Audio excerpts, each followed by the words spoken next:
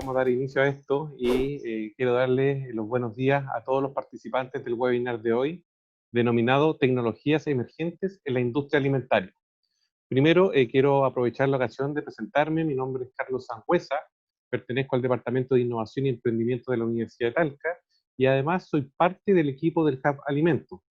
Quiero también aprovechar la ocasión de comentar que el Hub Alimentos es un proyecto apoyado por Corfo y ejecutado por la Universidad de Talca, en colaboración con Fundación Innova y el CEAP. Es el único hub a nivel nacional en el ámbito de los alimentos y que tiene por finalidad brindar un ambiente colaborativo de trabajo especializado, con acceso a redes y servicios que favorecen el desarrollo de proyectos, liderados estos proyectos por emprendedores, emprendedoras y empresas. Esto permite potenciar al sector alimentario del territorio, pensando que las regiones de O'Higgins, Maule y Ñuble corresponden al alcance del proyecto HUB, o sea, trabajamos a nivel mesorregional.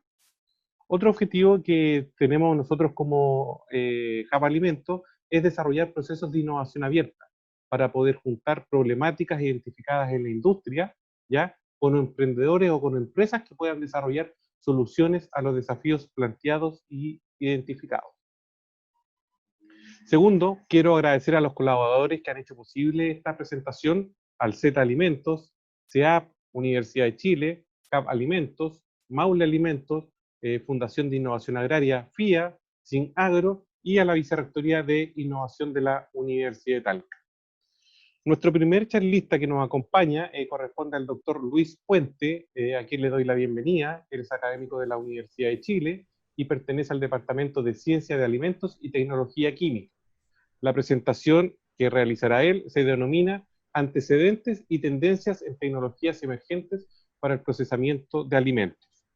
Por otra parte, y como segunda invitada, tenemos a la doctora Andrea Plaza, investigadora del Centro de Estudio de Alimentos Procesados CEAP, a quien también agradezco mucho su participación, y la presentación que ella nos realizará esta mañana corresponde a procesos tecnológicos que aportan al desarrollo de productos con valor agregado. Y por último, tenemos a Jean-Paul Beas, director ejecutivo del Centro Tecnológico en Innovación en Alimentos, Z, y él nos presentará disponibilización de tecnologías para la industria alimentaria. Por último, existirá, después que presenten estos tres relatores, preguntas y consultas a los relatores descritas anteriormente. Yo les agradecería, a favor, escribirlas en el chat e indicar a quién van a ir dirigidas. Una vez finalizadas las presentaciones, empezaremos a entregar las preguntas a los distintos relatores. Bueno, ahora damos inicio entonces a la actividad con la presentación de Luis Puente, Antecedentes y tendencias en tecnologías emergentes para el procesamiento de alimentos. Bien, buen día a todos. Muchas gracias por la presentación y por la invitación, Carlos.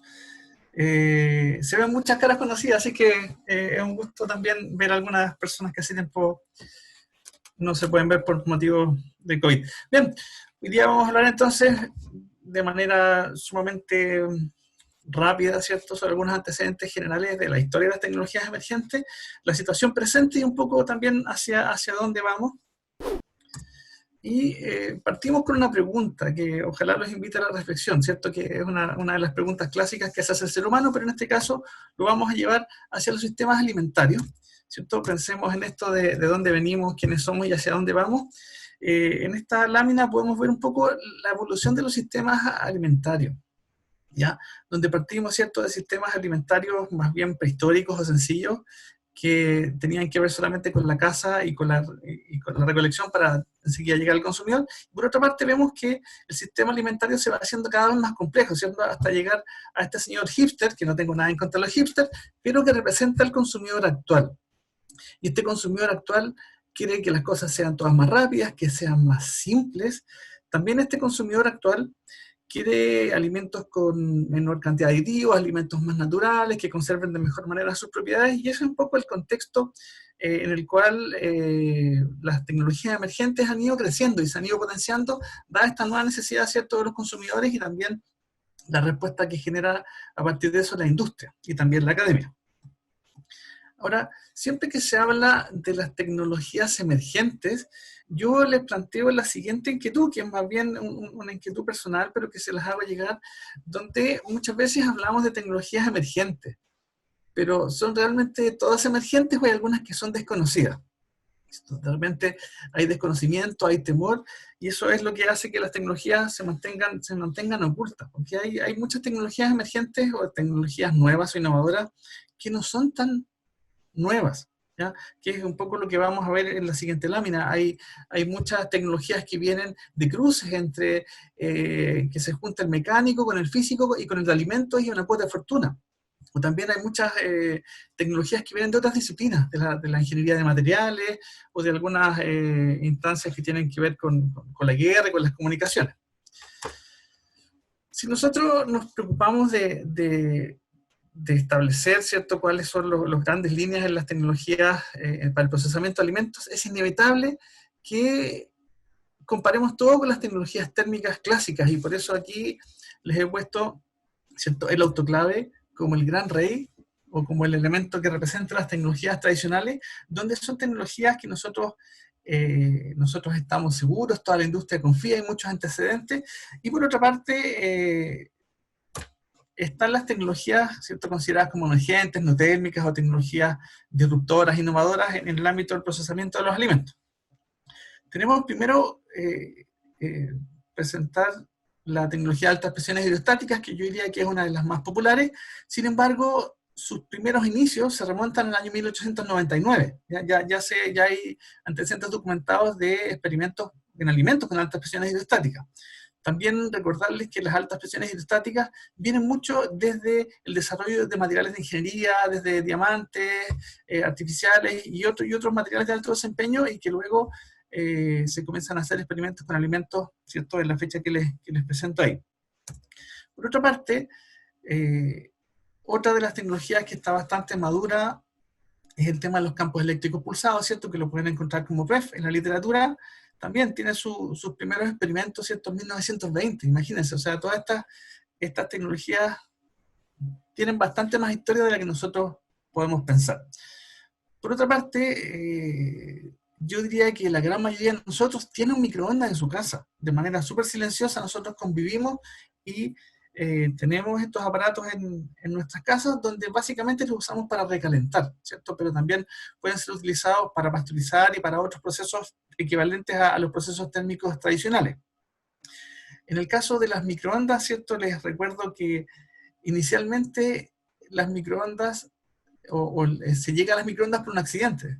Las microondas se usan en telecomunicaciones y en su tiempo un par de militares se dieron cuenta que los alimentos se calentaban cuando estaban transmitiendo, y a partir de eso es que se desarrolla, ¿cierto?, el uso de microondas como tecnología para el calentamiento. Por otra parte, está el concepto de la luz pulsada, ¿cierto?, donde de repente tenemos a lo mejor cercanía con esto cuando vemos que las campanas de flujo laminar a veces se esterilizan superficie, y es similar a lo que ocurre en ese equipo, ¿cierto?, el uso de luz pulsada para la esterilización básicamente de superficies. Por otra parte, dentro de estas tecnologías emergentes aparece como muy interesante el uso de ultrasonidos, no solamente para procesos de limpieza, sino que también para facilitar temas de extracción o desarrollo de emulsiones o de espumas o realizar algunos cambios fundamentalmente en soluciones, y también hay aplicaciones de ultrasonidos con cuchillos de ultrasonido que producen cortes mucho más limpios. Por otra parte, como yo les llamaba a la reflexión respecto de si las tecnologías son desconocidas o son emergentes, les presento también acá una tecnología que se llama ventana de refractancia, que es una tecnología de secado que es relativamente desconocida, que entrega productos de bastante buena calidad, ligeramente por debajo de los productos liofilizados, desarrollada más o menos en los años 80. El siguiente ejemplo tiene que ver con el uso de radiaciones ionizantes, ¿cierto?, que tiene su fecha de primeros experimentos en la década del 50, donde también nosotros convivimos habitualmente con productos irradiados, ¿cierto? Se irradian a lo mejor los pañales, las toallas higiénicas, en muchas especies, y muchos componentes de alimentos que son irradiados. Y también comentarles que esto no está lejano. En Chile existen 2 plantas de irradiación de alimentos, ¿cierto?, que dependen de la Comisión Chilena de Energía Nuclear. ya, donde ustedes, si tienen la posibilidad de visitarlo, cuando ellos hacen instancias de socialización, se van a dar cuenta que ellos tienen mucho trabajo y hay muchos alimentos que son irradiados en esas instalaciones. Finalmente, como última tecnología emergente dentro de las más populares, está el tema del calentamiento ósmico, ¿cierto? Que supone aplicar alta energía y poner, como aparece acá, el alimento entre un par de electrodos. Un poco ese es el panorama general de las tecnologías emergentes, de las más populares. Y recordarles que hay muchas barreras que son probablemente cosas que conversaremos en este seminario, que tienen que ver a lo mejor con la idiosincrasia, que tienen que ver con la legislación, que tienen que ver con las confianzas, pero las tecnologías que están presentadas acá en este breve resumen están bastante maduras y se encuentran disponibles sobre todo en países en desarrollo, y yo diría que el desafío que tiene Chile, ¿cierto?, es de incorporar estas tecnologías de manera más intensa para hacer lo que todos queremos, ¿cierto?, es agregar valor a los productos que se producen en Chile y no exportar ciertos commodities. En esto de las tecnologías emergentes, ¿cierto? Hay muchas cosas que estudiar y que comentar, y que la historia es bastante larga y muy interesante, pero el desarrollo de las tecnologías emergentes en el mundo hasta más o menos la década del 90 era muy dispar. Había muchas investigaciones, pero no se estaban hablando los mismos términos.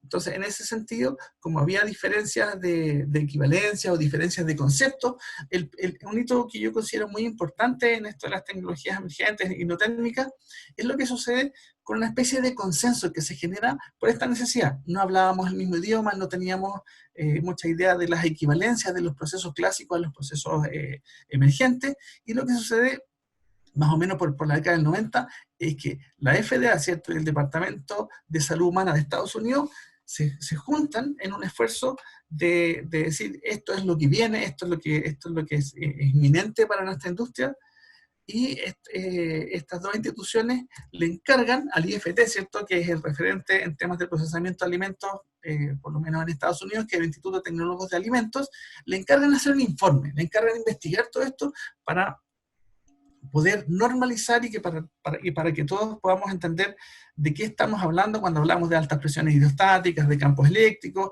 y también aclarar un poco qué es lo que pasa con los temas sanitarios, qué es lo que pasa con los temas de la calidad de los alimentos.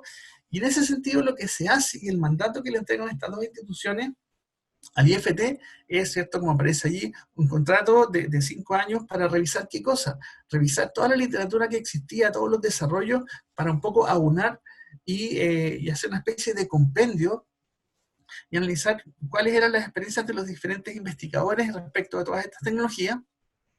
Por otra parte, en este mandato y este informe que se genera, contiene información respecto de la cuantificación de la destrucción de microorganismos, que es una de las preocupaciones, ¿cierto?, fundamentales de la industria de alimentos, y es que los alimentos sean inocuos. Por lo tanto, se entrega un poco el trabajo al IFT para que establezca cómo son las cinéticas de destrucción, cuáles son las situaciones de resistencia, y finalmente se conforma, ¿cierto?, un panel de expertos que divide su actividad en 3 tipos de procesos. Hablamos de procesos electromagnéticos, procesos electrotérmicos y procesos físicos, donde dentro de estas categorías van a caber todos los procesos, ¿cierto?, y las tecnologías emergentes.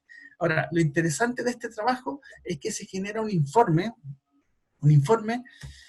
que se publica, ¿cierto?, con el nombre de cinética de inactivación microbiana para las tecnologías alternativas. Y en ese informe, que debe tener unas 100 y tantas páginas, se publica, y vamos a ver un poquito de su contenido que es importante, ¿cierto? Y en este informe habla un poco de la necesidad, ¿cierto?, como les comentaba, de estandarizar, y después toma casi todas las tecnologías que yo les puse en la transparencia anterior, y un poco habla de cuáles son los componentes de los equipos, cuál es el funcionamiento del equipo, y también de manera un poquito más detallada qué es lo que pasa con la destrucción de los microorganismos patógenos, que es lo que nos interesa, ¿cierto?, a los que trabajamos en investigación y a la industria de alimentos en general.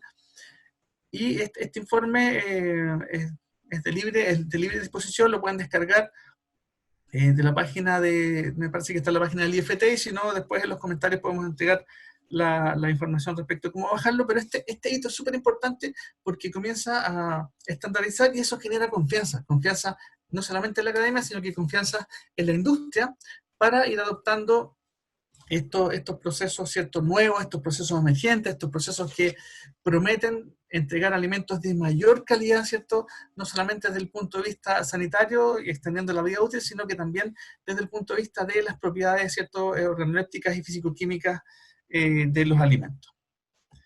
Por otra parte, los invito a revisar un documento que a mí me parece muy interesante, que en su minuto lo tuve en mis manos, que es un folleto pequeñito que habla más bien del contexto local. Este documento yo lo considero muy importante porque hace un diagnóstico, ¿cierto?, de qué pasa con nuestra industria, bajo el alero, ¿cierto?, de este eslogan Chile Potencia Alimentaria, y en este documento se hace una revisión bastante interesante de todas las tecnologías emergentes y cómo es el panorama que se viene. Los autores del documento son, ¿cierto?, el profesor José Miguel Aguilera, el profesor Guillermo Figueroa y el profesor Fernando Bío, y ese es un documento sumamente interesante que habla de las cosas, ¿cierto?, que de pronto hemos conversado con otros colegas y con Corfo, de la necesidad de pilotaje, de un poco la necesidad de capacitar a nuestros recursos humanos para estas tecnologías que se vienen, y un documento yo diría que fundamental para los que quieran un poco hablar de políticas, hablar de adquisición de equipos, de formar recursos humanos. Y esto un poco, si bien es un documento antiguo, yo diría que hace un análisis muy interesante de nuestra necesidad y cómo la industria chilena se puede parar de cara a las tecnologías emergentes.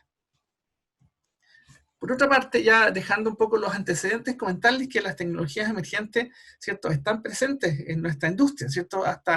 Yo no sé si esto seguirá comercializándose, pero hasta hace un tiempo, productos de la marca PF tenían este sello, ¿cierto?, que se los he puesto en amarillo, y este sello que dice pasteurización en frío, ¿ya? Pensemos en que lo más probable es que eso sea un tratamiento de altas presiones hidrostáticas, y lo que dice en la etiqueta dice, ¿cierto?, más fácil, más seguro y más vida útil, ¿ya?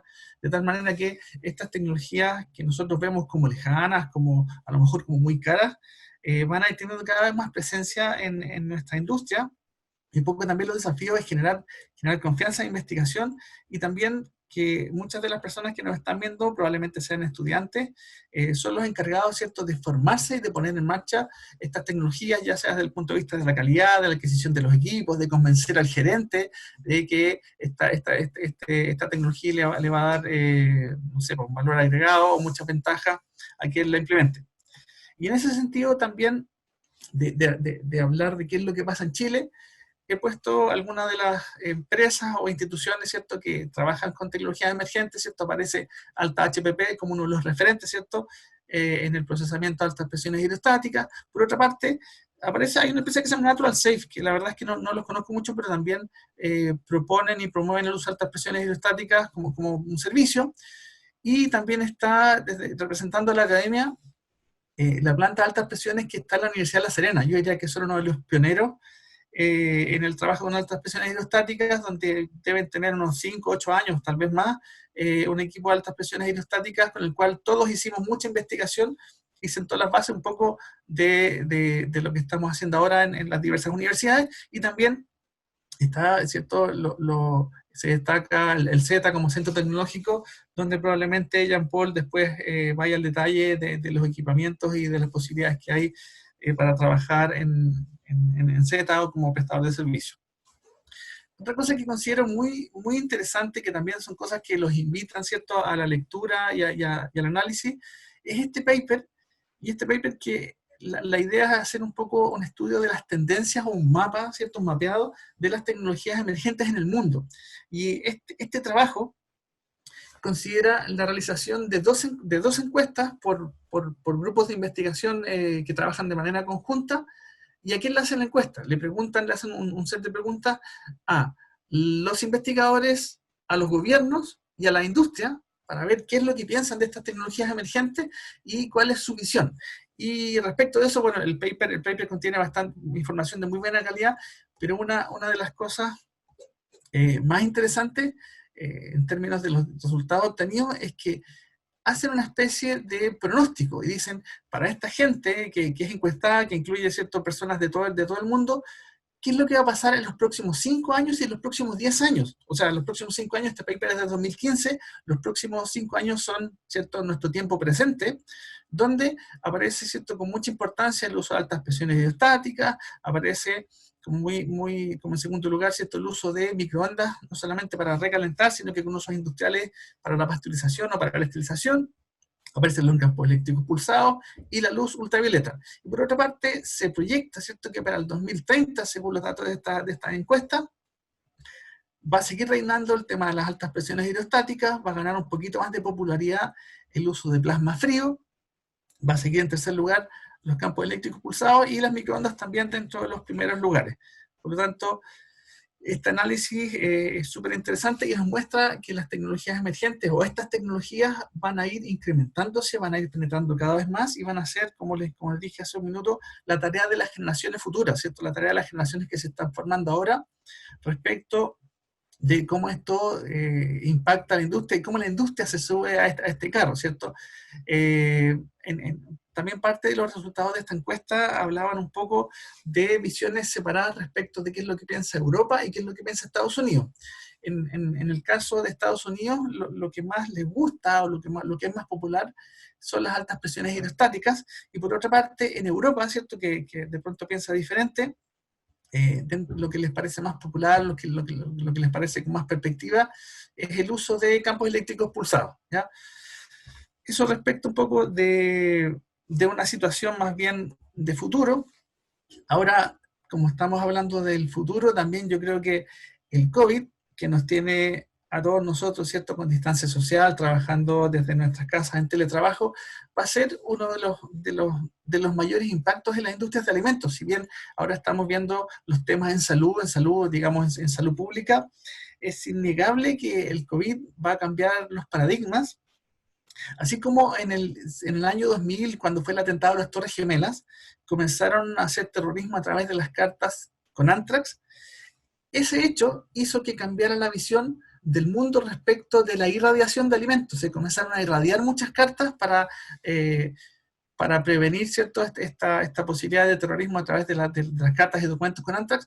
Lo más probable es que de ahora en adelante muchos colegas, ¿cierto?, estén trabajando en cómo usar las tecnologías para combatir el COVID, probablemente en las situaciones de envase o en algunas posibilidades de contagio, donde probablemente gane fuerza el tema de la irradiación, gane fuerza el tema de la luz pulsada y también probablemente el tema del plasma frío. Seguimos avanzando un poco en los conceptos de tendencia futura. Claramente, en el caso de las tecnologías emergentes, nosotros usamos la energía de diferente manera. Usamos la energía a lo mejor electromagnética, usamos energía mecánica, usamos energía de otra manera, y claramente una de las tendencias que se viene es hacer más eficientes en nuestros procesos, y en eso las tecnologías ¿cierto?, emergentes van a cobrar gran importancia porque muchas de ellas son más eficientes, donde hay menos pérdida de energía, donde el tratamiento llega efectivamente al alimento y no al fierro, no a la sala, sino que son procesos mucho más eficientes y probablemente, ¿cierto?, esto va a ir de la cara con las problemáticas medioambientales, el uso de la eficiencia. Por otra parte, también en esto del futuro, y no solamente las tecnologías, sino que también los ingredientes, hay dos cosas que van a producir gran impacto y que ya lo están produciendo, ¿cierto?, que es el uso o el reemplazo de las materias primas animales con materias primas de origen vegetal, ¿cierto? Nos aparece, ¿cierto?, el ejemplo de la carne o las hamburguesas hechas a partir de vegetales, o el consumo de insectos como fuente alternativa de proteína, ¿ya? Donde podemos ver que la conversión es muy favorable hacia el uso de insectos y no de animales. Vemos también que su proteína es de muy buena calidad, que los insectos, al no ser de sangre caliente, son más eficientes en la conversión de su alimento para producir gramos de proteína de insecto. Así que probablemente en algún futuro el consumo de insectos, hay algunos colegas y algunas empresas que dicen que va a ser como el nuevo sushi. Así como se impuso esto, probablemente empecemos a consumir insectos de diferentes maneras.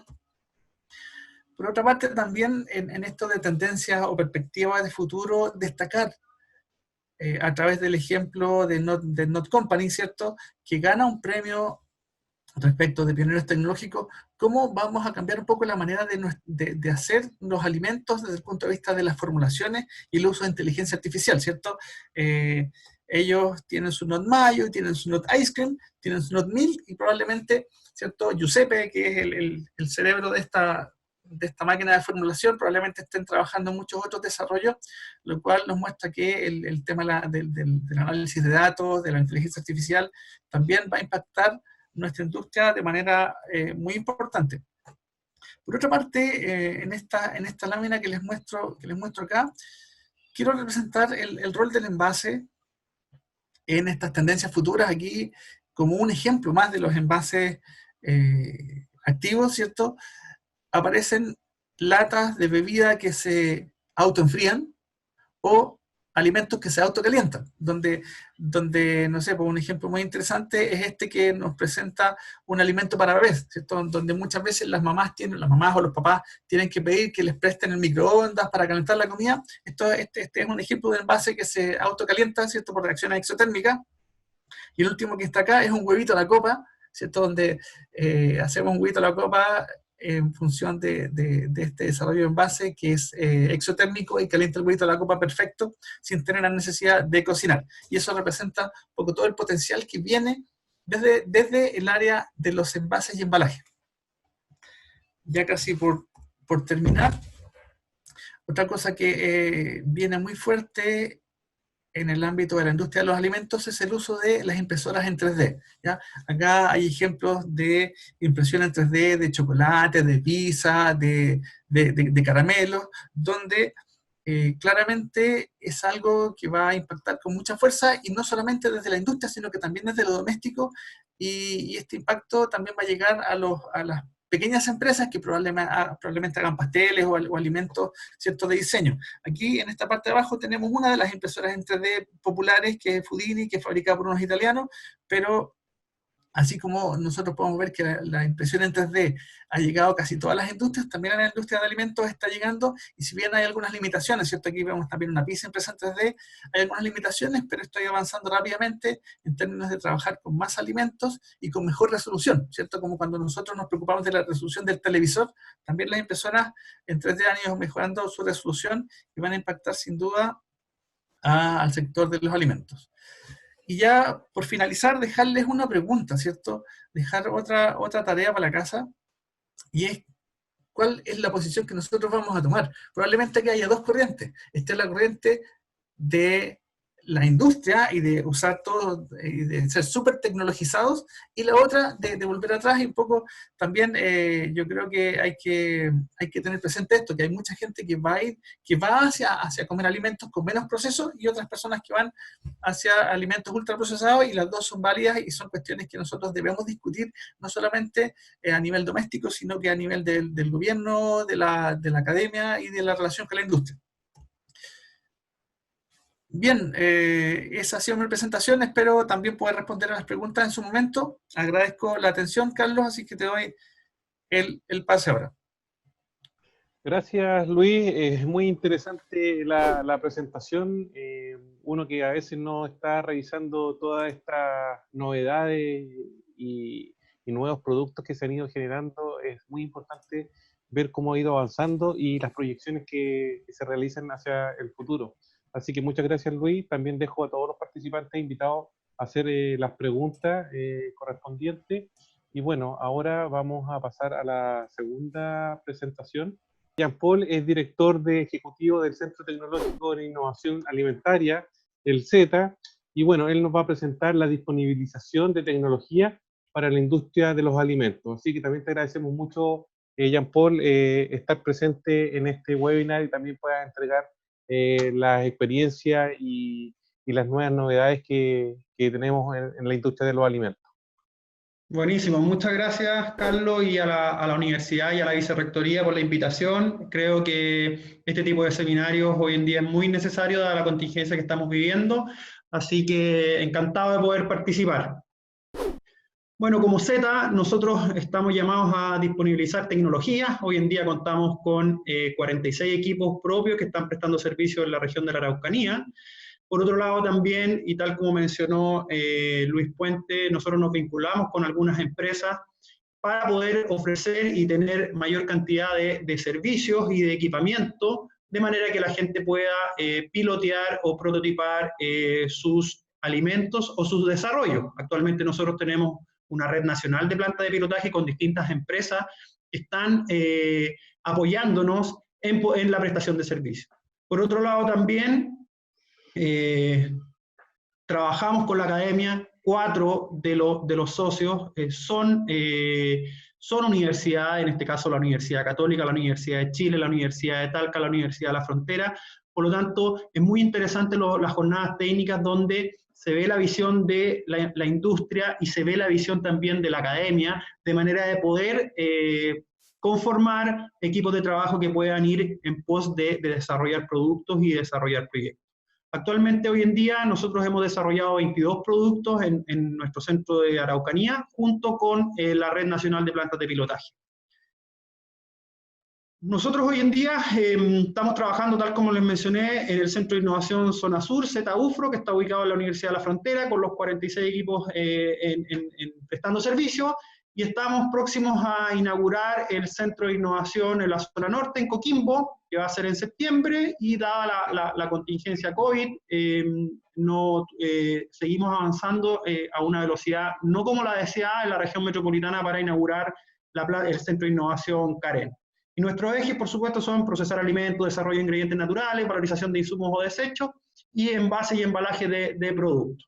Y acá está la red de plantas de pilotaje. Actualmente nosotros trabajamos con 4 empresas en red, altas presiones, con todo lo que mencionó Luis en su presentación, de cómo podemos valorizar y desarrollar alimentos con esta tecnología que, si bien no es nueva, sí está teniendo una alta demanda. Por otro lado, con la empresa Cuyen, con distintos tipos de liofilizado, tenemos un equipo de extrusión en un convenio tripartito con Clextral, que es proveedora de equipos de extrusión, y la Universidad de Chile, y secado en spray con Alpha Group. Por lo tanto, tecnologías que nosotros no disponemos actualmente, salimos a buscarlas en el mercado, de manera de poder pilotear y prototipar equipamiento. Este es un pequeño resumen de lo que son los 3 centros. El Centro Norte, enfocado principalmente a emprendedores, MIPES y pymes, y en una primera etapa va a estar orientada a bioproductos marinos. Karen, que debería estar en operación ahora en el 4º trimestre, para empresas, para la academia, todas las investigaciones que son muy importantes de la academia puedan pilotearse en nuestro centro de Karen, y también el Centro de Innovación Sur en Temuco, con línea de procesamiento para jugos, cuarta gama, concentrado y conserva, que también está muy focalizado a emprendedores, MIPES y pymes. ¿Cómo logramos nosotros? Bueno, este es un ejemplo desde un pescador artesanal o recursos marinos. Este pudiese ser un productor primario de productos agrícolas. Hay una idea, se evalúa si es factible o no es factible, cómo lo produzco comercialmente en pequeñas cantidades, qué máquina compro y si tengo o no tengo el espacio para poder instalarla. Entonces es ahí donde el Z integra todo eso para poder procesar y finalmente tener productos a escala comercial y, por supuesto, que en el mercado. Actualmente, tal como les mencioné, ahí hay uno de los ejemplos de los productos que hemos desarrollado, pasando por cremas de lentejas, deshidratadas, legumbres al desayuno, mayonesas veganas sobre base de ajo chilote, y maqui o berry deshidratados, envasados, listos para el consumo. El COVID, tal como mencionó Luis, nos está generando nuevos desafíos. Y eso tiene mucho que ver con que, por ejemplo, el canal Horeca hoy en día está bastante disminuido, producto que restaurantes no están funcionando, los hoteles no están recibiendo pasajeros, por lo tanto, toda la comercialización que se hacía en el canal Horeca hoy en día está yendo a retail. Por lo tanto, es súper importante, y este es un dato que le puedo dar a los emprendedores, es súper importante poder lograr formatos comerciales de retail de manera que lleguen al mercado, porque esa venta que eventualmente la hacía Horeca, hoy en día se está comercializando en canal tradicional. Como tecnología, bueno, disponemos de equipos de extracción, donde hay un prensado de frutas o semillas, hay un arrastre de vapor, y principalmente esto está focalizado a hierbas y hojas con aceites esenciales. La idea de esto es poder mostrarle la tecnología y llevarlo a un caso práctico o llevarlo en este caso a ejemplos que se estén comercializando en el mercado o que nosotros estemos piloteando.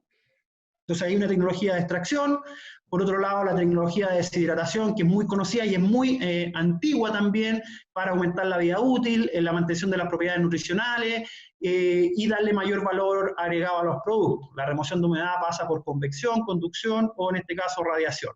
La primera generación era el secado al sol, el char que antiguamente se hacía poniendo la carne al sol. También había un producto que se hacían ahumado o lecho fluidizado. Luego vino la segunda generación con los secados en spray y tambores rotatorios, la tercera generación con liofilizado y deshidratación osmótica, y la cuarta generación es deshidratación por microondas o radiofrecuencia, que algunas de estas tecnologías las mencionó Luis, que si bien son antiguas, hoy en día se siguen utilizando. El principio en general del secado convectivo es un horno que ustedes podrían tener en su casa, ¿no es cierto? Que esto está a nivel industrial, donde básicamente se inyecta aire caliente para poder procesar de distintos tipos de frutos secos o semillas que queden listas para comercializar. Luego también está el principio de secado en spray, donde se concentra una fórmula, podría ser si fuera leche, que se le inyecta a la torre una especie de leche condensada sin azúcar, ¿no es cierto?, que es el preconcentrado de leche, que es luego en contacto con aire caliente de aproximadamente a 200 grados Celsius, en una cámara se produce el siguiente nivel de evaporación, con lo cual se obtienen productos con entre un 3 y un 6% de humedad, y nosotros como país tenemos harta experiencia en leche en polvo, sueros de leche, o ya productos un poco más elaborados como los coffee mate. Luego está el principio de liofilización, ¿no es cierto?, donde se congela la fruta y donde una vez que la fruta está congelada comienza el proceso de sublimación, donde con un poco de calor controlado se va transformando el agua de estado sólido, que en este caso es hielo, a gas, y de esa manera se produce la deshidratación del producto, y tenemos distintos casos de productos que hoy en día cuentan con la tecnología de liofilización y de esa manera se pueden comercializar los productos. Todas estas tecnologías que les estoy mostrando están disponibles en el Z o en la Red Nacional de Plantas de Pilotaje, en las cuales nosotros los que no tenemos como equipos propios, los salimos a buscar al mercado. Y ahí podemos tener distintos tipos de ejemplos de productos. Traté de hacer la presentación lo más didáctica posible, asociada a productos, para que ustedes puedan hacer el nexo entre la tecnología y el producto asociado. Y finalmente, el principio por secado por microondas, tal como mencionó Luis en su presentación, que si bien está desde 1940, hoy en día se está utilizando en los alimentos para poder comercializar los productos. Para que se hagan una idea, un horno convencional, un proceso que demora aproximadamente 13 horas en llevar un berry desde el estado natural a un berry ya deshidratado, en el microondas aproximadamente son batch de 2 horas o 1 hora 30 aproximadamente. Por lo tanto, la penetración del microondas, en este caso en los berries o en distintos tipos de frutas y verduras, es bastante rápida y nos ha dado bastante buenos resultados. Hay muchos berries que están deshidratados hoy en día por microondas, que incluso también les da un carácter crocante, sin que exista esa caramelización por fuera, sino que la onda del microondas penetra el producto y la evaporación se produce desde adentro hacia afuera, lo cual es bastante práctico en el minuto de poder procesar alimentos.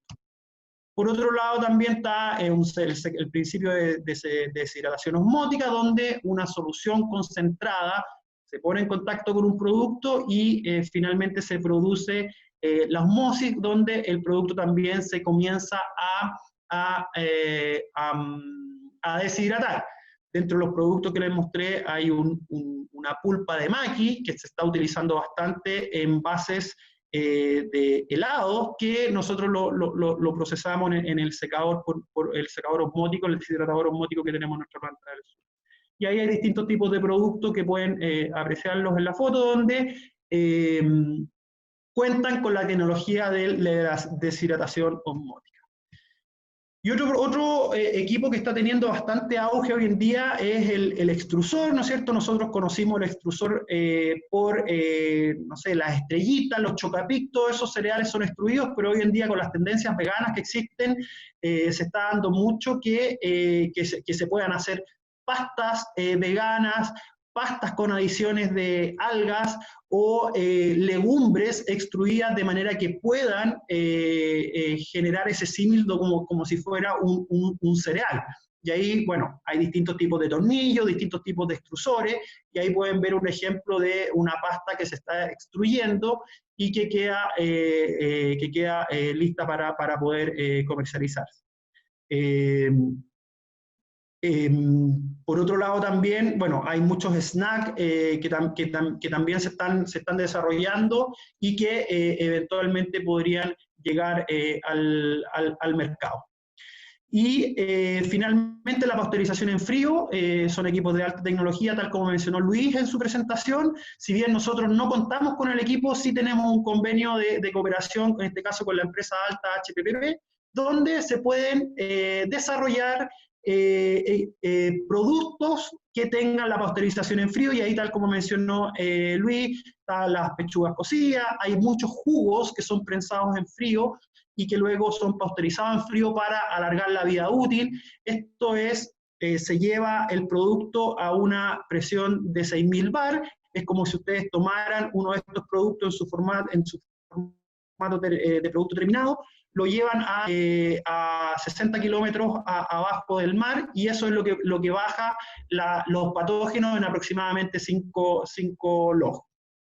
Bueno, también hay leche de vaca pasteurizada en frío, y eso en general es una tendencia que está, sobre todo en países como países de Europa o Estados Unidos, es una tendencia que viene bastante en alza, y acá en Chile, claro, PF o Sopraval u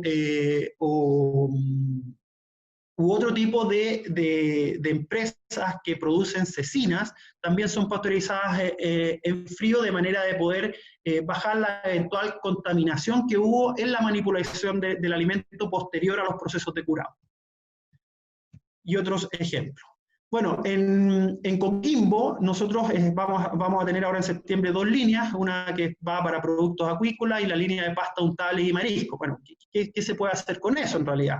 Ya, con todos estos equipos, que si bien el autoclave está desde 1870, como decía Luis, son equipos que siguen vigentes hoy en día y que pueden procesar distintos tipos de alimentos. Las materias primas, en este caso, de nuestro mar, que son bastante extensas, pasan por distintos tipos de algas, peces, crustáceos y moluscos, pero ¿qué es lo que se puede desarrollar? Bueno, distintos tipos de pastas, mariscos, hamburguesas, embutidos, hamburguesas de salmón, hamburguesas de jurel, todo tipo de conservas y pastas, de manera que apoyar a los emprendedores que hoy en día no cuentan con los implementos para poder desarrollar sus productos, puedan desarrollarlo en el Centro de Innovación de Coquimbo. También asociado a productos de jibia, salchichas de mar o longaniza y chorizo, y distintos tipos de fiambrería. Y finalmente, bueno, el Centro de Innovación Carén, que estas son las fotos antes de comenzar la cuarentena, es el estado actual de la construcción, que está en la comuna de Pudahuel, y va a tener 9 líneas, 5 asociadas a alimentos, 6 asociadas a alimentos y 3 asociadas a ingredientes, para que durante los próximos 3 años continuemos con una mayor línea de productos. Para el 2023 tener 19 líneas de procesos asociadas a hidrólisis, elaboración de conserva, harinas, distintos tipos de productos, hidrólisis enzimática, liofilizado y extracciones selectivas y extracciones convencional en verde. Por lo tanto, ese es el Z. Nosotros estamos desarrollando productos, postulando a distintos tipos de instrumentos, de manera a facilitar la vida no solamente de los emprendedores, sino que de las pymes y MIPES que no siempre cuentan con los recursos, y por supuesto que a empresas día que se puede eventualmente se integren en matrices alimenticias. Gracias, Jean-Paul. Ahí después vamos a hacer algunas preguntas que van dirigidas a tu presentación. Bueno, ahora sí vamos a presentar a Andrea. Esperemos que por ahí esté Andrea. Andrea, bueno, la presentación que le toca desarrollar corresponde a procesos tecnológicos que aportan al desarrollo de productos con valor agregado. Bienvenida, Andrea. Hola, gracias. Disculpen un pequeño problema con internet, pero ahora ya creo que se solucionó. ¿Ven ahí? Ahora sí. Muy bien. Bueno, mi nombre es Andrea Plaza. Yo trabajo en el Centro de Estudios de Alimentos Procesados, que está ubicado en la región del Maule. Estos son unos centros que se abrieron por CONICYT hace unos 10 años atrás, un poco más, para descentralizar más que nada la investigación de la región metropolitana. Entonces, somos un centro de investigación, desarrollo e innovación referente para la industria alimentaria y estamos enfocados más que nada a las industrias de acá de la zona. Ya tenemos 2 líneas de investigación actualmente, estamos por abrir una tercera línea, y las líneas que tenemos ahora son el desarrollo de nuevos productos y la valorización de los residuos. Actualmente somos 14 profesionales, también estamos creciendo, y tenemos como socios a la Universidad Católica del Maule, la Universidad Talca, INEA, Sugal y Surfrut. Tenemos un edificio de 800 metros cuadrados, que contamos con 3 laboratorios, una cocina experimental, una planta piloto, y equipamiento. Acá se pueden ver algunas de las instalaciones del centro, ¿ya? Y hoy día yo les voy a hablar más que nada de cómo valorizar o cómo darle valor a más que nada los residuos a través de estos procesos verdes o tecnologías emergentes. Entonces, en modo de introducción, vamos a ver primero qué es la química verde, algunas áreas de investigación de la química verde, en las cuales nosotros aplicamos en el SEAP, que son los contactores de membrana, fluidos supercríticos, líquidos iónicos, solventes eutécticos profundos, y luego vamos a ver algunas aplicaciones de estas tecnologías, ¿ya? Entonces, la química verde va a implicar el diseño de productos químicos y procesos que reducen o eliminan el uso o generación de sustancias peligrosas. Esto es más que nada porque actualmente casi todos los productos o casi todo lo que uno hace en los laboratorios utilizan solventes orgánicos. Entonces, la idea y la tendencia de los investigadores es ir hacia el reemplazo de estos solventes orgánicos por otros que sean más amigables tanto al medio ambiente como hacia la salud de las personas. Entonces se está buscando el reemplazo de estos solventes y también de los procesos que sean más eficientes y que generen menos contaminación. Los principios de la química verde se aplican en todo el ciclo de vida de un producto químico, incluyendo el diseño, la fabricación, el uso y la disposición final, ¿ya? Esta química verde también se conoce como una química sostenible. Los objetivos que tienen, como se los decía antes, es prevenir la polución a nivel molecular, que sea una filosofía aplicable a todas las áreas de la química, aplicar soluciones científicas innovadoras a problemas ambientales del mundo real, que se reduzcan estas fuentes de contaminantes y que no se generen estos contaminantes, también que se minimicen los impactos negativos de productos químicos y procesos sobre la salud humana y el medio ambiente, que se reduzcan o eliminen los peligros de los químicos y procesos ya existentes, y diseñar productos y procesos químicos para reducir los riesgos intrínsecos. Y acá están los principios que hablan más que nada de que usar una membrana hace una barrera selectiva que separa 2 fases, ¿ya? Entonces, en un contactor de membrana, la selectividad se va a dar por un equilibrio termodinámico. Entonces nosotros, ¿qué es lo que vamos a buscar acá? Ya no vamos a hacer procesos que sean impulsados por gradientes de presión, sino que sean impulsados por gradientes de potencial químico o de presiones de vapor, ¿ya?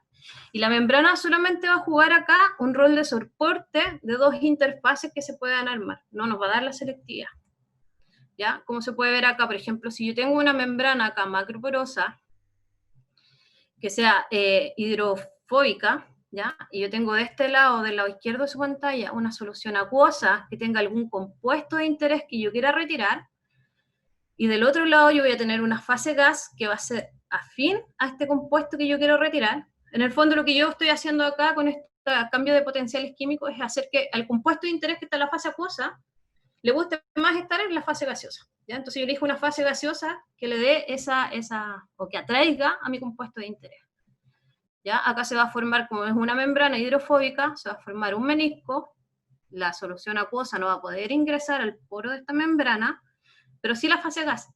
Entonces la fase gas acá va a estar en contacto con mi compuesto de interés. Este compuesto de interés va a cambiarse desde la fase acuosa hasta la fase líquida, y yo lo voy a recuperar luego en esta fase gaseosa, ¿ya? ¿Por qué se utilizan estos contactores de membrana? Porque tienen un fácil control de proceso, porque se estabilizan las interfaces, como yo se los mostré ahí en los poros de la membrana. Tienen independencia en la densidad entre las fases para establecer diversas configuraciones. Permite también un diseño modular. Y además tenemos áreas de contacto efectivas que son inmensas, ¿ya? Por ejemplo, acá tenemos relaciones áreas-volumen que varían entre 1.600 y 6.600 metros cuadrados por metro cúbico, ¿ya? Acá tenemos una imagen de un contactor de membrana convencional, en el cual uno de los fluidos ingresa por este lado y el otro por acá. Estos ingresan siempre en contracorriente para maximizar la transferencia de masa de mi compuesto de interés. Vamos a tener acá ciertos baffles que nos van a aumentar las turbulencias, y así también nosotros hacemos más efectiva nuestra transferencia de masa. Vamos a tener un tubo de distribución, bueno, y diversos componentes que nos van a ir haciendo optimizar nuestra transferencia de masa, ¿ya? Acá se ven estas fibras de las membranas, o nuestras membranas, donde tienen en esta parte los poros, ¿ya? Y como vemos acá, un contactor de membrana puede llegar a tener 7.200 fibras, o un poco más, que son bastante finitas, son como un cabello humano, prácticamente, ¿ya? Otro de estos procesos verdes o tecnologías emergentes que nosotros estamos usando son los fluidos supercríticos, ¿ya? Que nosotros acá tenemos un diagrama de fases, donde vemos que si llegamos a una cierta temperatura y presión crítica, nosotros vamos a tener un fluido supercrítico. Pero acá vamos a tener un gas denso, ¿ya? Y acá vamos a tener un fluido supercrítico, que lo que hace es tener, toma las mejores características de un líquido y las mejores características de un gas, ¿ya? Entonces, por ejemplo, va a tener el poder solvente que tiene un líquido, pero va a tener la viscosidad que tiene un gas. Entonces es un fluido o un solvente que va a tener características muy buenas, ¿ya? El más utilizado, o el que nosotros más utilizamos por lo menos, es el CO2 supercrítico, porque es inerte, tiene un bajo costo, no es tóxico y tiene un poder solvente regulable cuando nosotros vamos modificando las condiciones de presión y de temperatura. ¿Para qué se pueden usar estos fluidos supercríticos? Para fraccionamientos, diseños de partículas, cromatografía, medios de reacción, impregnación de algunos polímeros, pasteurización, por ejemplo. ¿Ya? Otro de los solventes que nosotros estamos utilizando son los líquidos iónicos, que estos los usamos en reemplazo de los solventes orgánicos convencionales, como la acetona, por ejemplo, el metanol, el etanol. ¿Ya? Y aquí, dentro de los más utilizados, se encuentran los butil-imidazolio, o butil-metil-imidazolio, ¿ya? Y nosotros los usamos más que nada los hacemos que sean selectivos hacia algún compuesto que nosotros queramos extraer, ¿ya? Estos líquidos iónicos pueden ser gelificados, como se ven acá, y dentro, bueno, de sus desventajas es que son caros, tienen una alta viscosidad, y son solventes verdes, pero su producción no es tan verde. Entonces, como estos solventes no eran tan verdes, nace una nueva clase de solventes que se llaman solventes eutécticos profundos, ¿ya?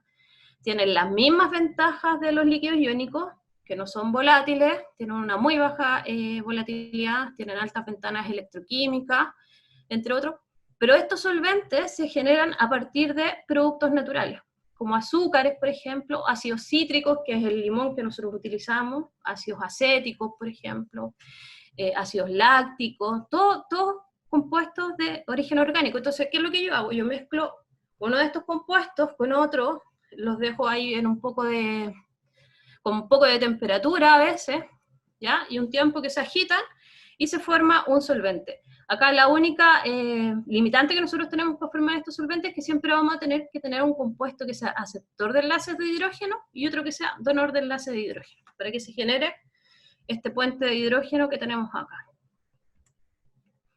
Entonces, entre sus propiedades generales es que no son caros, son biodegradables, son no tóxicos porque vienen todos desde fuentes naturales, No son inflamables, su preparación es muy fácil y tienen una presión de vapor muy, muy baja. Tienen alta viscosidad y son altamente higroscópicos, aunque ahora ya han evolucionado y tenemos líquidos iónicos, o sea, solventes eutécticos profundos que son hidrofóbicos, ya que se hacen en función a timol, a mentol y ese tipo de compuestos. Ahora algunas aplicaciones. Una de las aplicaciones que nosotros hemos utilizado es para la extracción del butanol o del biobutanol a partir de caldos de fermentación ave. El caldo de fermentación ave es una fermentación que genera como productos acetona, butanol y etanol en distintas proporciones 3, 6, 1, 3 partes de acetona, 6 partes de butanol, 1 parte de etanol. ¿Ya? ¿Por qué recuperar el butanol? Porque es muy similar a la benzina. Además que si nosotros utilizamos el butanol, por ejemplo, no tendríamos que cambiar las cañerías y todas las instalaciones que se encuentran ahora actualmente en los servicentros. Tiene una mayor densidad energética que el etanol, y se puede producir desde materias primas que no son fuentes alimenticias. ¿Ya? Entonces acá está como el concepto idea de lo que nosotros hicimos, que usamos la fermentación ave, y teníamos un proceso de pervaporación en el cual nosotros utilizamos una membrana contactora como las que yo les mostré. ¿Ya? Dentro de los poros de esta membrana contactora nosotros pusimos un líquido iónico que era muy afín al butanol, pero no era afín al agua. ¿Ya? Entonces nosotros íbamos recuperando en mayor proporción el butanol en una primera etapa, luego venía la acetona y finalmente el etanol. Entonces pudimos separar los 3 compuestos.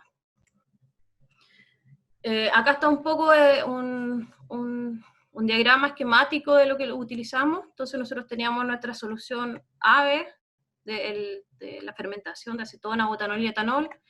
La impulsábamos a través del contactor de membrana, ¿ya? Eso nos generaba la separación. Como son compuestos volátiles, nosotros los medíamos en un cromatógrafo de gas, ¿ya? Y acá nosotros íbamos midiendo nuestros compuestos de interés. Otro proyecto que nosotros ejecutamos en el SAP es un proyecto FONDEF para darle valor a los residuos que se generan acá en la región del Maule. Y uno de los mayores residuos que se generan son los del llamado alperujo, que se genera al producir aceites de oliva. Ya nosotros acá en la región del Maule tenemos una gran cantidad de las olivícolas a nivel país. Entonces planteamos para poder valorizar estos residuos que generan ciertos problemas a ellos y extraer un compuesto de interés que se llama el hidroxitirosol, que es un antioxidante que tiene un poder antioxidante bastante potente y puede ser utilizado ya sea para enriquecer aceites de oliva o puede ser usado como un preservante alimenticio, por ejemplo. Entonces utilizamos procesos o tecnologías emergentes que son las tecnologías de membrana. Entonces lo primero que hicimos, recolectamos el alperujo, lo diluimos un poco y lo pasamos por un proceso de microfiltración, que es más que nada para eliminar los sólidos de mayor tamaño, y no nos taparan las membranas que venían después. Después tenemos un proceso de nanofiltración, que es para separar ya nuestro compuesto de interés, y un proceso de destilación osmótica, que es para concentrar. Esa destilación osmótica es como una destilación convencional, de esa que uno le pone temperatura, ¿cierto? Empieza a bullir y uno recolecta el condensado. Pero esto es una destilación que se genera a temperatura ambiente, ¿ya? Entonces acá, por ejemplo, podemos ver las fotos, y tenemos, me faltó justo la más importante. Pero bueno, acá nosotros tenemos en la microfiltración que se nota nuestro alpectín, que es como bien clarito. Tenemos ya un retenido, que es lo que no alcanza a pasar por la membrana, y tenemos acá un permeado, que es todo lo que pasó a través de la membrana. ¿Ya? ¿Qué resultados obtuvimos? Obtuvimos un 80.86% de pureza de hidroxitirosol. El resto, un 14, y algo por ciento era tirosol, ¿ya? Entonces es un resultado bastante bueno porque esto es una extracción que hicimos sin utilizar ningún solvente orgánico, solamente procesos de membrana, ¿ya? Que están impulsados por presión. Y otra de las aplicaciones que hemos utilizado son estos solventes eutécticos profundos, que los usamos también para extraer este hidroxitirosol. Y luego utilizamos una etapa de reextracción en la que usamos fluidos supercríticos. ya que era para obtener el hidroxitirosol ya 100% puro. Entonces, el proceso que nosotros aquí utilizamos fue la extracción asistida por ultrasonido, porque nosotros queríamos extraer el hidroxitirosol desde el residuo, que es la pulpa que se genera, y además de las hojas de los olivos.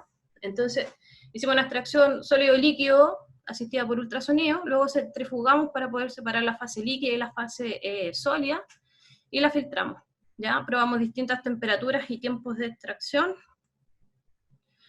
Probamos 2 solventes eutécticos profundos, que eran estos dos, ya el Cis-Des y etaglin. Cis-Des está hecho con ácido cítrico y cloruro de colina, y el etaglin está hecho de etilenglicol y cloruro de colina.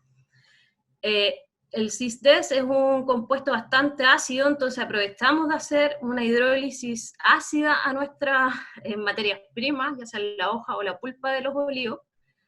Entonces, y además probamos una relación de 1:4, ¿ya? Del sólido, que es nuestro residuo, y 4 de solvente.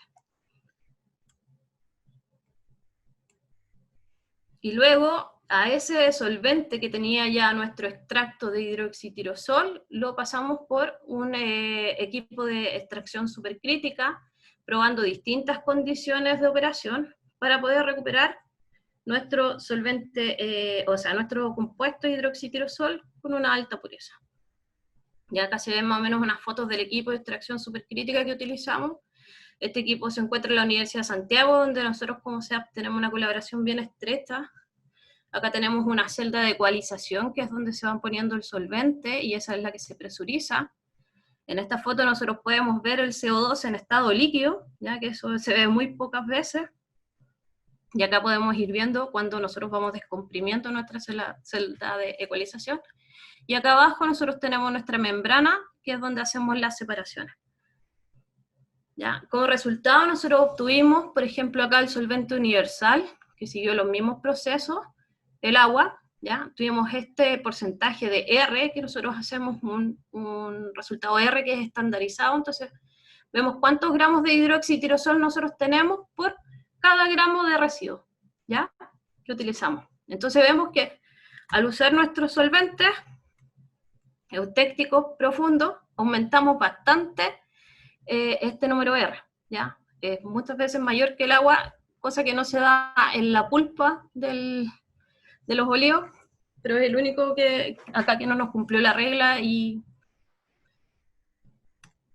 acá está. Y después cuando tratamos de recuperar este extracto de hidroxitirosol con el fluido supercrítico, vimos que tuvimos rendimientos no tan buenos, y estos se pueden deber más que nada que nuestro solvente eutéctico profundo tenía agua. Entonces el agua con el fluido supercrítico no se llevan muy bien. ¿Ya? Y acá está lo mismo. Acá están correlacionados los resultados con respecto a las presiones para ver con cuál obteníamos mayor rendimiento, pero son todos bastante similares. No hay ninguno que tenga un... Y bueno, a modo de conclusiones generales, tenemos que la química verde puede permitir armonizar conceptos de sustentabilidad para una serie de disciplinas, permitiendo el desarrollo de productos y procesos que impliquen alto valor y que sean sustentables durante sus ciclos de vida. Se deben generar esfuerzos en realizar incrementos de valor a través de componentes y procesos que sean más sustentables, y también se debe realizar I+D, que es fundamental para el desarrollo económico y social de cualquier nación, bajo cualquier situación política o económica en que ésta se encuentre. Se deben plantear además estrategias que sean sustentables y bien orientadas a la creación de bienestar y de valor. Y eso, por mi parte. Muchas gracias, Andrea. Bueno, ya han terminado las 3 presentaciones. Vuelvo a dar las gracias a Luis, a Jean-Paul y a Andrea. Y bueno, también recogemos algunas sugerencias que nos entregan los participantes, que también presentemos a emprendedores en el ámbito de alimentos para que puedan mostrar también sus proyectos. Bueno, comenzando con las preguntas, la verdad las cosas que han hecho varias preguntas, pero por el tiempo que tenemos, claramente no las vamos a poder responder todas, pero vamos a partir con algunas preguntas que le tienen a Luis. En escenarios de rápido y frecuentes avances tecnológicos, ¿qué papel asigna al análisis de patentes como fuente de información de innovaciones tecnológicas? A ver, la pregunta es interesante, muy atingente. Yo diría que es fundamental estar al día con las bases de datos de artículos científicos y también revisar bases de datos de patentes. Hay muchas bases de datos de patentes que son gratis. Hay una de Google, hay algunas otras por ahí. Les recomiendo mirar, hay una página de FIA que se llama pipra.fia.cl, donde ahí pueden encontrar bases de datos libres, de acceso libre, para mirar este tipo de cosas. Yo creo que es fundamental y una de las cosas que también nos falta, así como nos falta agregar valor, también está el de proteger intelectualmente los desarrollos.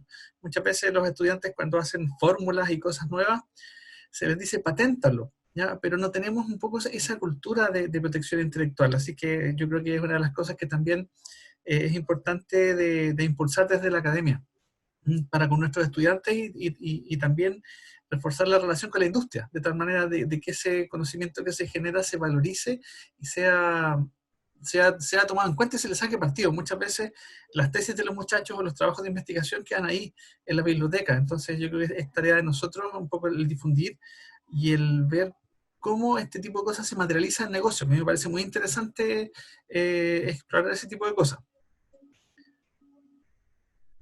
No sé si Paul tiene alguna idea también respecto de la propiedad intelectual.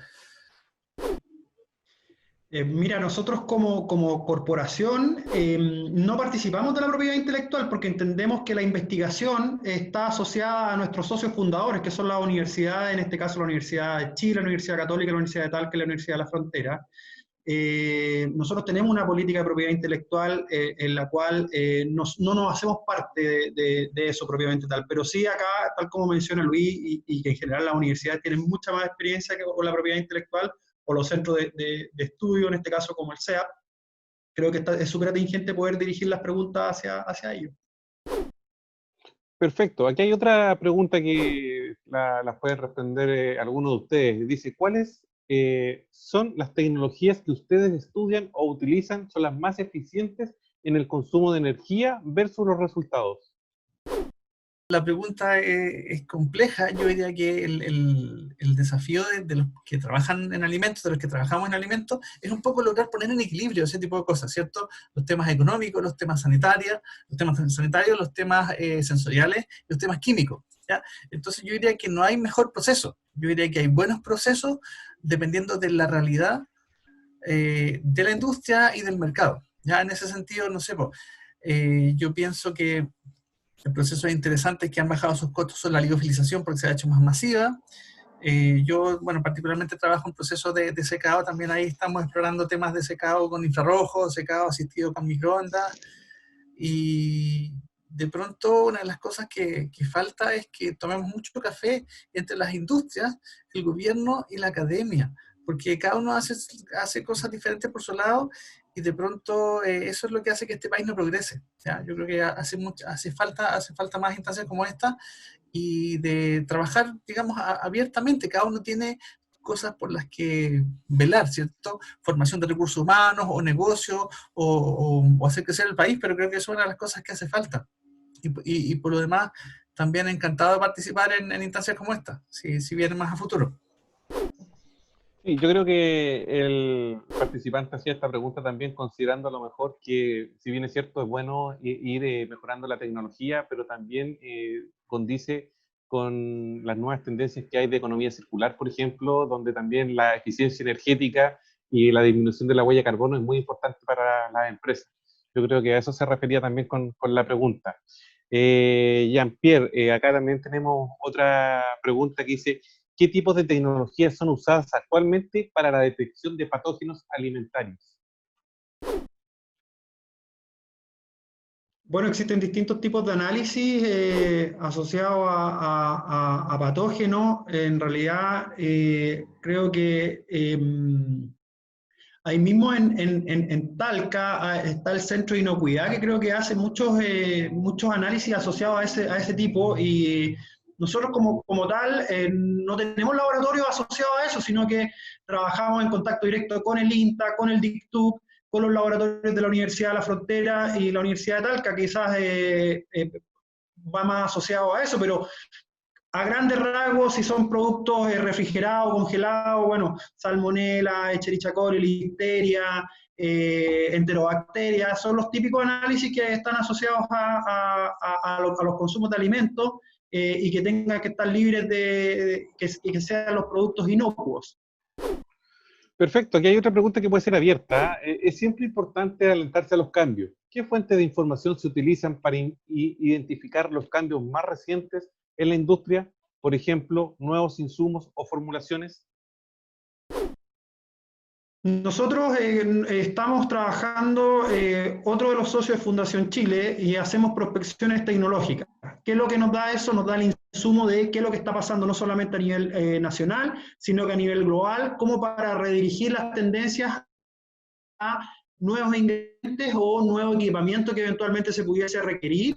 La herramienta de vigilancia tecnológica es algo bastante potente que nosotros estamos utilizando como CEP. No sé si en este caso el CEAP o la Universidad de Chile utilizan otro tipo de herramientas que también pueden ser bastante buenas.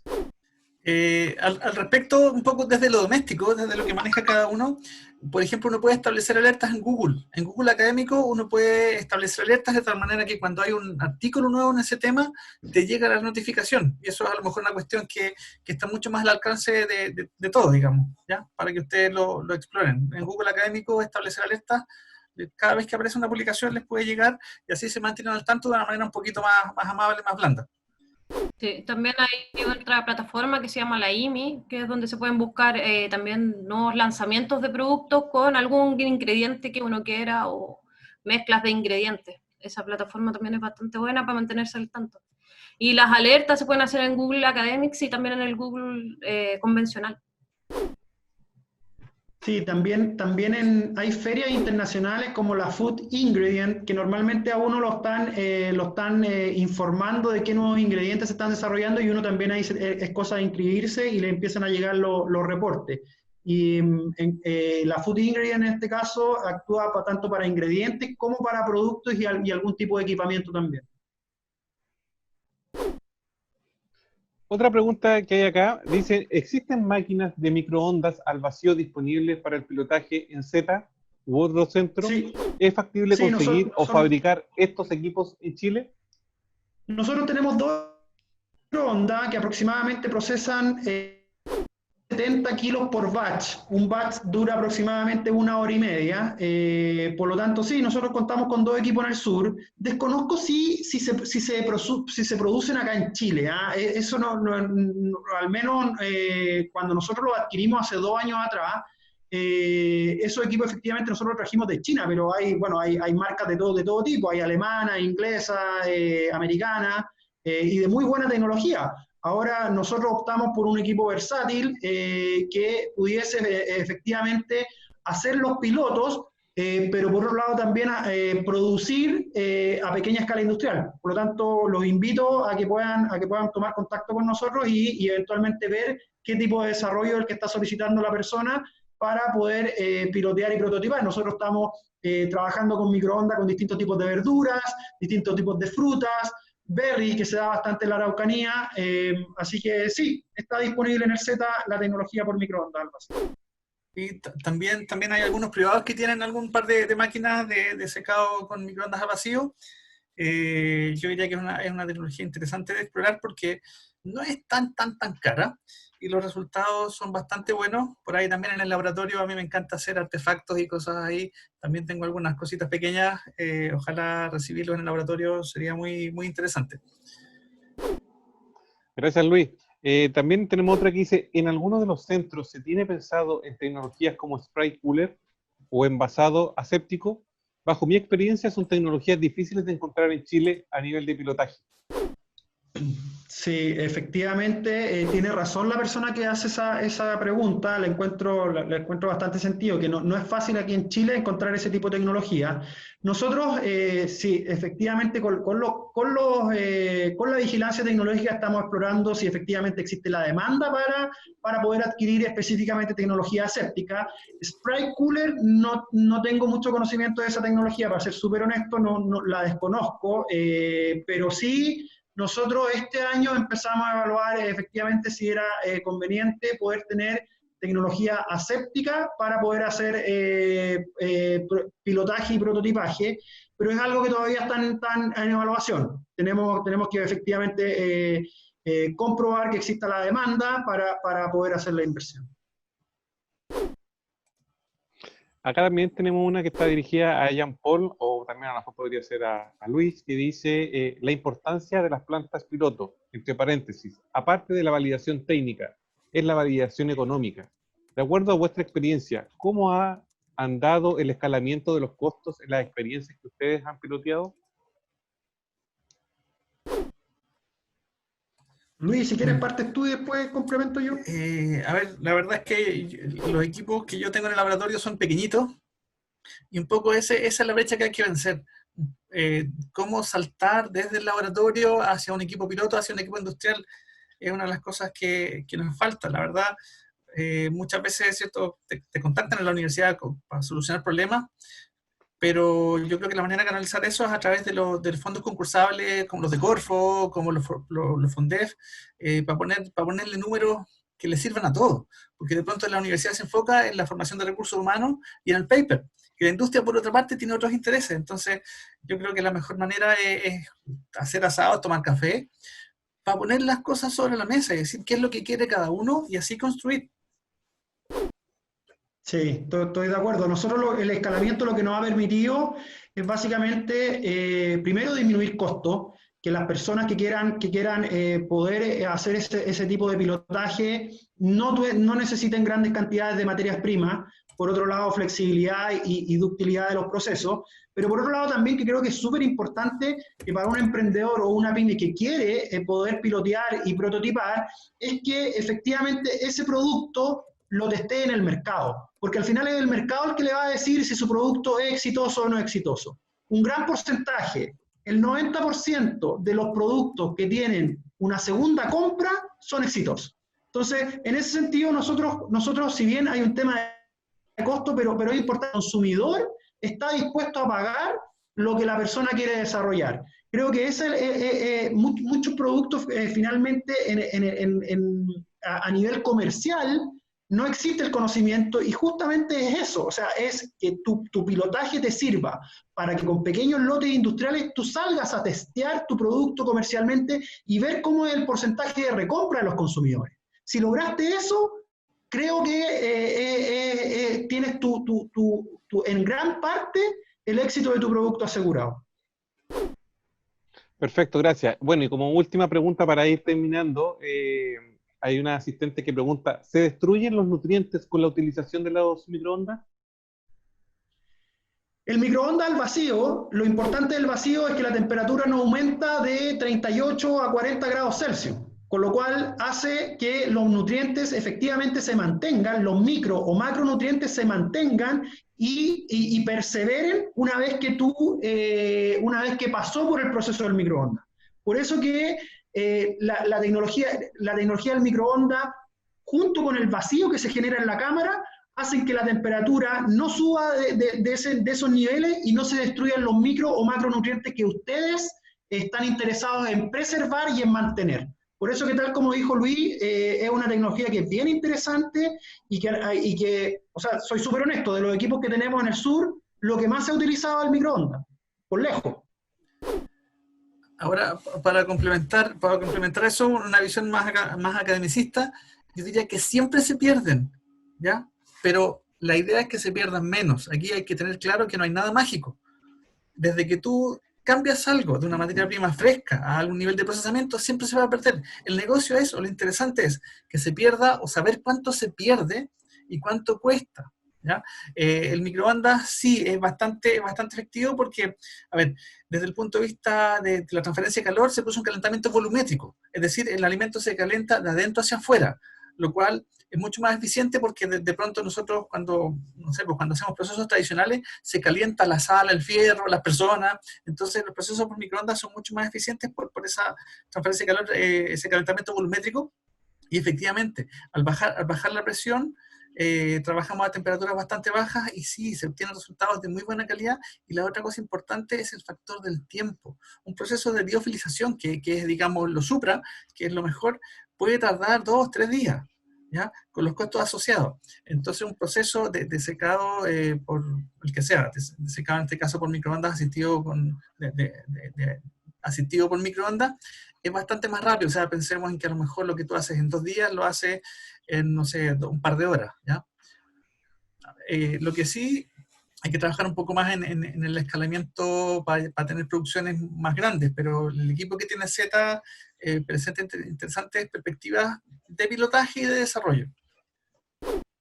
Perfecto, bueno, Tal vez antes de realizar ese proceso de secado sería bueno realizar una concentración con procesos que sean también más eficientes, pues lograr una buena concentración y luego secar, entonces disminuyes ese proceso de secado que es mucho más costoso y disminuye los costos. Exactamente. Bueno, para ir cerrando esta presentación, este webinar, yo les daría 1 minuto a los invitados para ver o que inviten también con algún mensaje también a todos los participantes de esta presentación. A ver, no sé, agradecer sus comentarios. Es súper grato ver que hay mucha gente conectada. Obviamente, una vez que podamos vernos físicamente, encantado de recibirlos en el laboratorio. Creo que una de las claves para que este país sea más grande es eso, es juntarse y también trabajar sobre la base de evidencia sólida, de artículos científicos, de bases de datos, para lograr un poco hacer esto, donde vemos que hay preguntas probablemente de estudiantes y de empresarios, y por otra parte estamos nosotros, ¿cierto? Z y la academia, para dar respuesta a esto. A mí me parece muy interesante la discusión y los invito cuando quieran al laboratorio. Muchas gracias, Luis. Andrea. Andrea quiere... Sí, Andrea. Muchas gracias. Sí, yo también los dejo cordialmente invitados al CEAP para que podamos desarrollar cosas en conjunto a todos, no solamente a los emprendedores, a los académicos también, a los estudiantes, para que podamos hacer cosas en conjunto, porque creo que hacia allá de ir la tendencia es trabajar en conjunto, no trabajar de forma aislada. ¿Ya? Así que están cordialmente invitados a nuestros laboratorios y nuestra planta piloto para que podamos ver cuáles son las posibilidades de hacer, podemos usar nuestras plataformas y darles todo el apoyo que en realidad que requieran. Así que gracias. Bueno, felicitarlos a los organizadores de este seminario, creo que de este webinar. Muy interesante las presentaciones, las consultas, darles las gracias.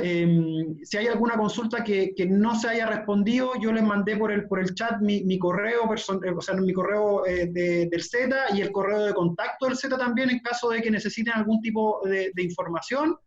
Espero que se cuiden, que estén súper bien, y la verdad es que ha sido un agrado poder compartir nuestra experiencia con todos ustedes, y por supuesto que darle las gracias a la Universidad de Talca y a la Vicerrectoría por esta muy buena iniciativa. Nosotros durante el segundo semestre, la invitación es que nos sigan en nuestras redes sociales. Nosotros estamos haciendo encuentros de emprendedores, jornadas técnicas especializadas, donde unimos efectivamente la visión de la academia con la industria, porque tal como dijo Luis, nos faltan muchos cafés y asaditos para poder hacer efectivamente ese link. Así que nada, muchas gracias, Carlos, y a todos los que tuvieron la posibilidad de participar en este webinar. Sí, bueno, para ya cerrar, le agradezco a todos el haber participado. Le mando también un abrazo grande a don Jorge, que no se pierde ningún webinar. Él es un emprendedor de la 6ª región, que estuvo con nosotros en Talca en el mes de octubre, así que un abrazo desde acá, Jorge. Y bueno, yo también los quiero dejar invitados al hubalimento.cl, donde los emprendedores pueden acercarse a nosotros y nosotros los podemos apoyar también con ciertos servicios especializados, algunos que son prestados por CEAP, otros que son prestados por Fundación Innova, todos los procesos que tienen que ver con el emprendimiento desde la etapa de preincubación, incubación y aceleración. Así que bueno, los quiero dejar libres ahora, agradecer nuevamente su participación y que tengan un muy buen día. Nos vemos prontamente.